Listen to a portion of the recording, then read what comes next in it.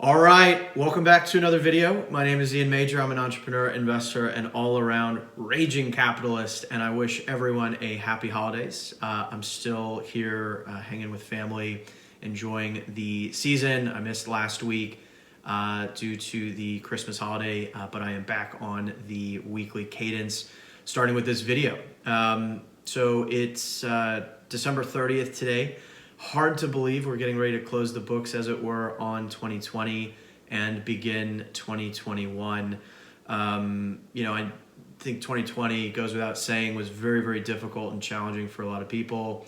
And naturally, now is the time to start thinking about, New Year's resolutions. And I think this time that is particularly the case as folks seek to make 2021, hopefully, a much better, a better year along a number of dimensions. And so I wanted to do this video today in that context. As we're thinking about goals and aspirations for 2021 and beyond, one of the most foundational and critical concepts is time preference. And this is something that is talked about extensively within the Bitcoin sphere, but I don't think many folks kind of truly have digested it fully in terms of its broad implications for your life. And so in today's video, I'm going to go through the definition, some examples of time preference. We'll talk about its implications, both for money and wealth creation, as well as kind of broader life outcomes. And then we'll end things with a few ideas and thoughts around ways to improve, or as we'll discuss, lower your time preference. So let's get into it with talking about, what is time preference.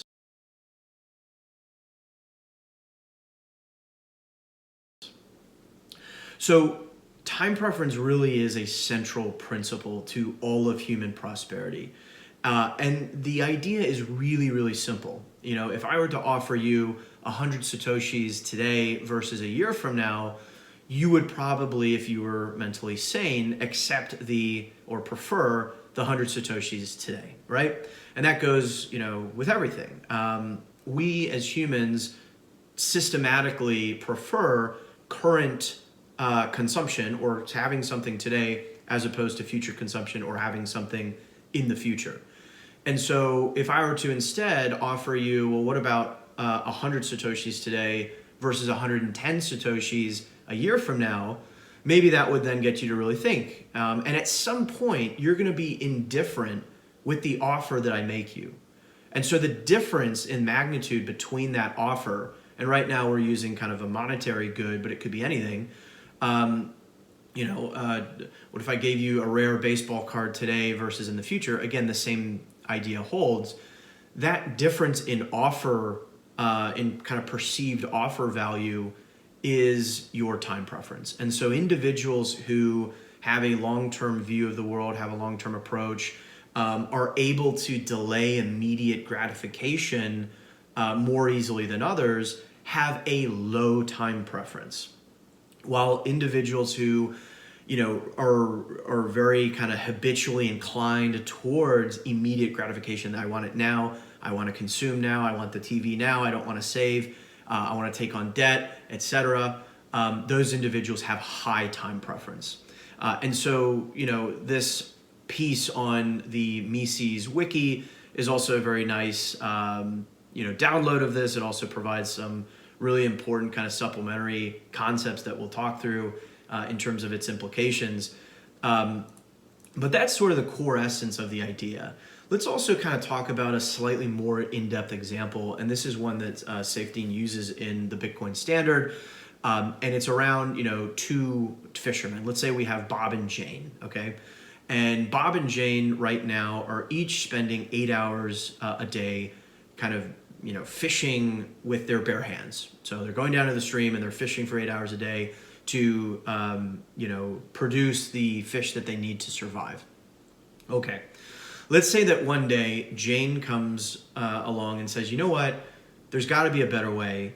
I'm going to instead, for the next couple days, spend 4 hours a day fishing with my hand, and I'm going to spend the other 4 hours, or however long, creating a rod or some apparatus that allows me to fish more productively. And so in those couple of days, she's delaying that gratification. Maybe she's going with the very, very bare minimum. She's really skimping. maybe skipping a meal here and there, right? So she's sacrificing in order to build this this fishing rod or this apparatus. But after that time, she's now able to double her production. So in only 4 hours, she's now able to fish just as many fish as what Bob is fishing, spending all 8 hours, right? And you can see how this virtuous cycle continues. Because she now is able to produce just the same in half the time, she now has another 4 hours to further improve her production capabilities. And that could be building a boat, it could be building, whatever else. And so you can see how over time, individuals who are investing in future production, that process lies at the root of human prosperity and increasing living standards. Whereas, right, Bob, who's just kind of fishing with his hands, that's it. I mean, that's all he can do. And if he's not able to delay immediate gratification and consumption, he's going to kind of live out his days fishing with his hands. And so I think what's really curious about this is how little this subject is taught. A lot of us are familiar with the idea of a discount rate in finance. If you're looking at a business or valuing some asset and you look at its future cash flows, you say, okay, well, 5 years from now, I project these cash flows, and I need to kind of translate that to dollars today. And so the way you do that is with time discounting. So this is the same idea and concept. But it's not just about kind of monetary goods or future cash flows and time discounting. I mean, this is really pervasive across the board. And so one extremely interesting example of that is the Stanford marshmallow experiment from 1972. This was led by a psychologist at the time, Walter Mischel. And basically what they did was, I think there was both marshmallows and pretzels, but basically, let's take marshmallows. You have this reward, and they got a group of children, and they basically said, look, you can have this marshmallow right now and walk out that door, or you can wait 15 minutes and I will come back with a second marshmallow, right? So that's the choice. Get one now, or get two if you're able to delay immediate gratification and wait. And so what these researchers did is they, tracked which kids kind of picked which option, and then tracked them over the next several decades. And what they found was that there's a highly statistically significant difference in the outcomes of those children who were able to delay immediate gratification and those who were not. And specifically, you had higher SAT scores, lower BMI, other more positive life outcomes in those who were able to delay the immediate gratification, and therefore who had the lower time preference. I'll link a deck to not only that study, but a number of other studies in the description down below. So definitely check this out if you're curious. There's a lot of different studies on this mechanic and how lower time preference really is strongly related to a wide range of life outcomes. Now, let's talk about specifically the implications in relation to money and wealth creation.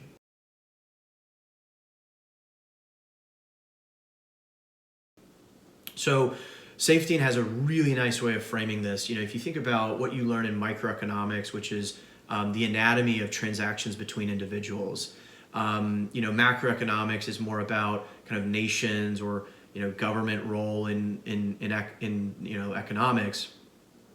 But the contention here is that actually the most important set of transactions that occurs, and oh, by the way, these transactions happen in greater volume than either of those buckets we just said, are trades between your current and future self. I think that's a really, really good way to think about it. And so time preference is crucially important to human civilization. Only through delayed gratification is capital accumulation possible. So going back to our fishing rod being the capital, right? And only with capital accumulation are we able to elevate the productivity of our time and labor. And only through elevating our productivity of our time and labor are we able to experience better living standards by being able to produce more for less, right? And so that is the virtuous loop. And so in a sound money system, that loop is really well supported because I know that my money is going to hold value over time. Individuals are naturally going to be incentivized to save more than they otherwise would be if they know that the value of their money is not only going to be preserved over time, but may actually appreciate in value over time in relation to goods and services. Now, in an unsound money system, the opposite happens. Individuals are far more incentivized to spend today and even take out, debt to spend today. It is alarming if you look at all the debt creation in the world today, and you look at how much of that is going to kind of productive projects that will generate a future return versus, fueling consumption today. So someone who's taking out kind of a loan to buy a car that they really don't need, or a pool in their backyard, or a big screen TV. That should terrify people, right? But we've been trained to think that that's normal.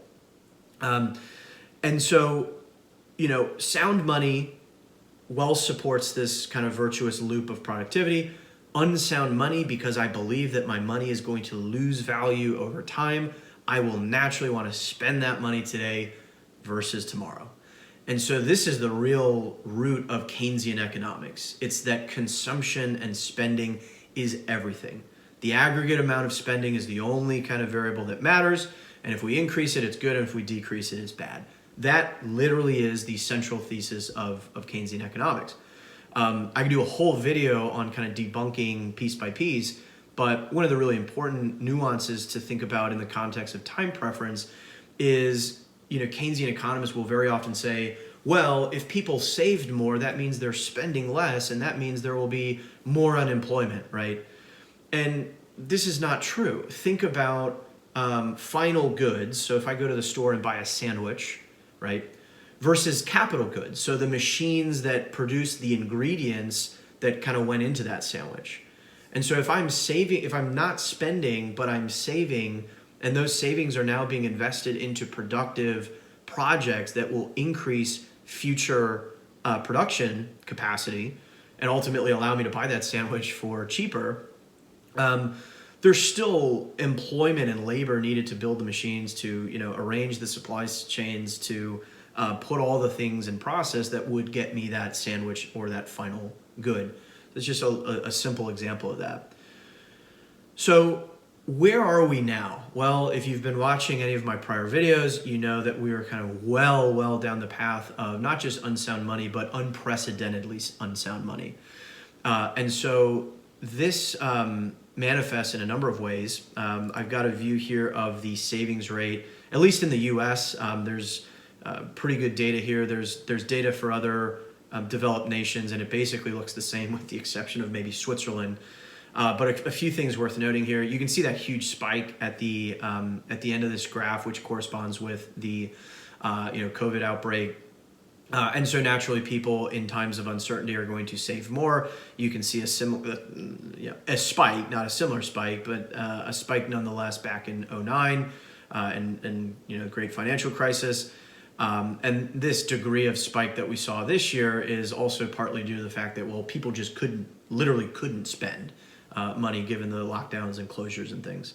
So minus that kind of anomaly there at the end, we can see that the long-term trend really goes all the way back to 1959, where we basically go from somewhere in the range of 10 to 15% down to somewhere between 5 and 10%.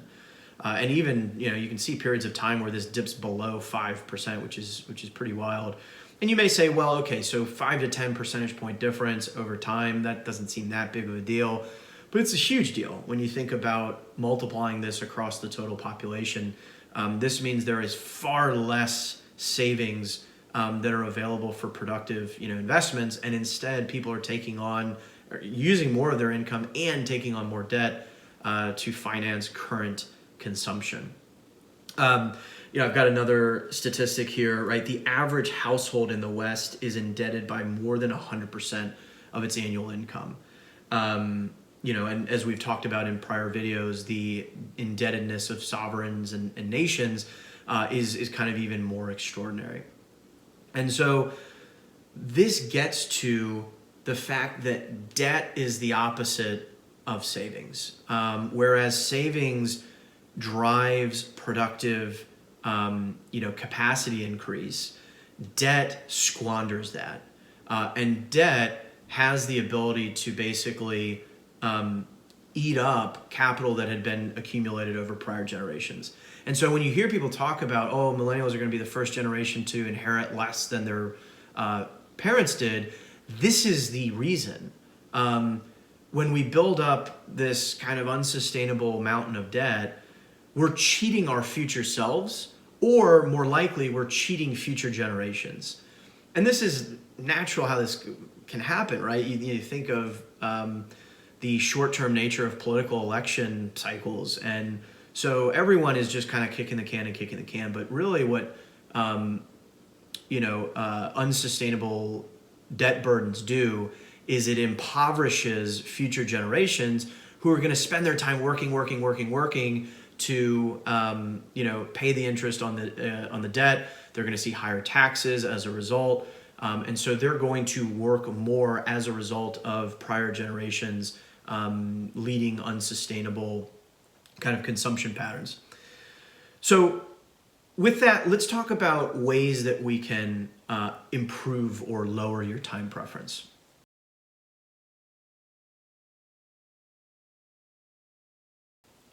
One of the ways is by adopting sound money, namely Bitcoin.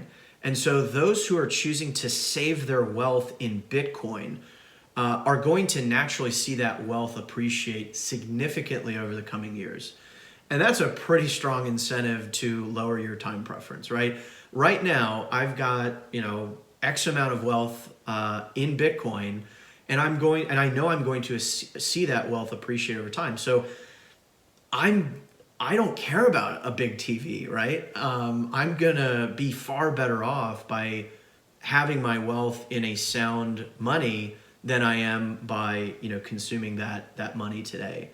And so that's kind of step one. And it's pretty extraordinary to see some of the stories of different Bitcoiners who have come into the space and really gone down the rabbit hole and come out the other end, not just with some of their wealth in Bitcoin, or maybe all of their wealth in Bitcoin, but who have kind of changed as people, who feel that they're, because of this, the hardest money that's ever existed, that soundness is now pervading over other areas of their life.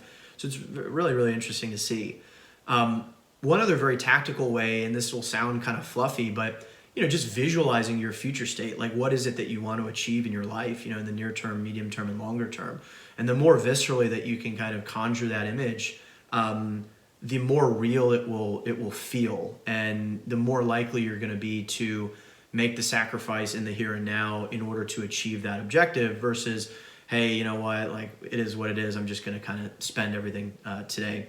And so this really is a habit that you can build through visualization, through adopting sound money like Bitcoin, and other tactics as well. Again, I'm going to put a number of resources in the description down below.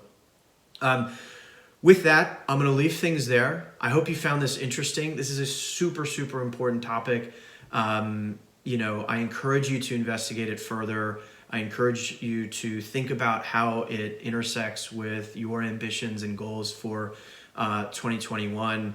And I wish everyone a very happy new year. Again, 2020 was tough in many regards, but I think we are all going to be stronger as a result and have a lot to look forward to. So until next time, every bit counts, and I'll see you the next one.